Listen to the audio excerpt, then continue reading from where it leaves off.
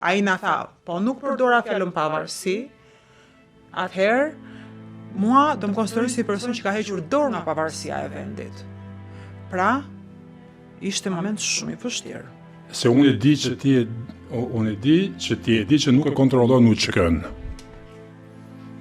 Nuk do të kundërpërgjigjeshin, nuk do të merrnin hak për dhunën që kishte pësuar populli i Kosovës. Ai më tha që ati bëri shumë përshtypje, se po fliste me udhëheqjen e UÇK-s në një kohë luftrash, dhe më kujtohet që presidenti Clinton i tha Sandy Berger që i kishte bërë shumë përshtypje kjo gjë. Pra, këtë premtim e kishte vetëm Hashimthaçi në duar, që në qoftë se unë shkruaj dhe serbët nuk në shkruaj, atëherë Shtetet e Bashkuara të Amerikës do të fillojnë fushatën ajrore, do fillojnë bombardimet kundër Serbisë.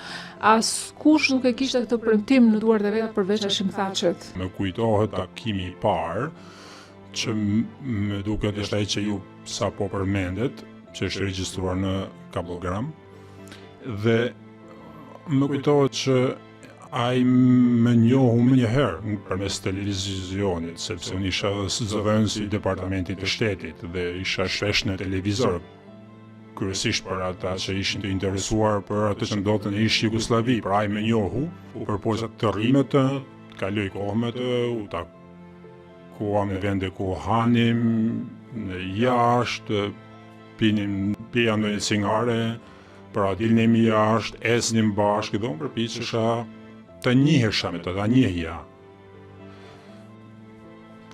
Në që i na thënë do punosh me këtë person. Ajo e mendoj, zonja Albright, që ishte e dobishme, dhe unë i njihja pikpamjet e saj më mirë se askush tjetër, edhe sot është një të gjatë, dhe ajo donte që unë të njihja atë pra.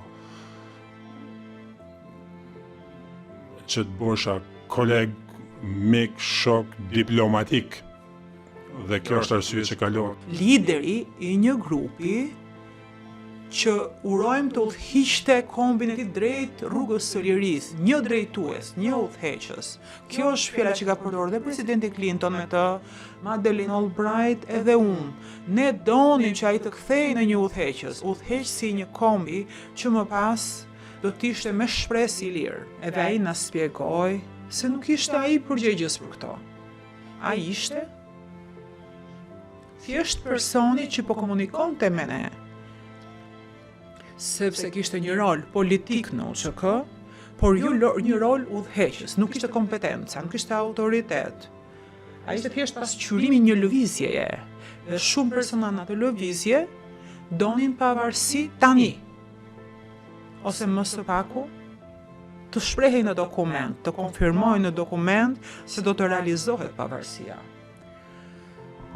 Ideja ishte si t'i kënaqim të gjithë.